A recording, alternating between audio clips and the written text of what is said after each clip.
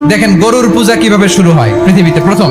বনি ইসরাইলের এক দুষ্ট লোক ছিল, নাম সামিরি। সে সবাইরে বলল তোমাদের স্বর্ণগুলো ফালাও। স্বর্ণগুলো ফেললো, বনি ইসরাইলের স্বর্ণগুলোকে গলিয়ে গরুর বাচ্চা বানালো, গোবৎস। জিব্রাইল আলাইহিস সালাম যে জমিনে এসেছিলেন, ওই ফেরেশতার পায়ের নিচের একটু মাটি সে বুদ্ধি করে প্যাকেটে রেখে দিছিল। স্বর্ণ দিয়ে বানানো গোবৎস গরুর বাচ্চার গায়ে যখন সেই মাটি ছুঁড়ে দেয়া হলো, এখন বাছুরের ভেতর থেকে ভ্যাঁ ভ্যাঁ আওয়াজ আসতেছে। কি আসতেছে? সবাই তো অবাক।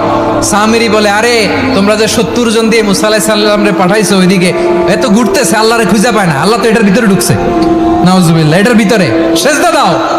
এই সেজদা দিয়ে গেল। হারুন আলাইহিস সালাম তাদেরকে বুঝালেন, শিরক করো না, আল্লাহরে ভয় করো। শুধু এতটুকুই তিনি বুঝালেন, দাওয়াতি কাজ পালন করলেন, কিন্তু প্রতিরোধ করেন নাই। এই ঘটনা থেকে শিক্ষা কি?